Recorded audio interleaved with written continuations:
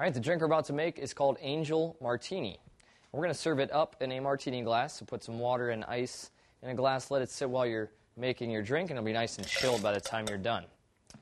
Okay, measure out 2 ounces of vodka.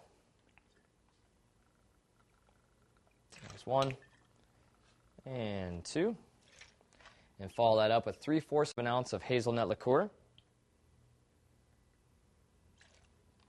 All right. Get your shaker and give it a good shake. Get it nice and cold. All right. And you're going to dump out your ice water. Should be well chilled by now. And we'll strain into the glass. There we go. And you can garnish that with a cherry.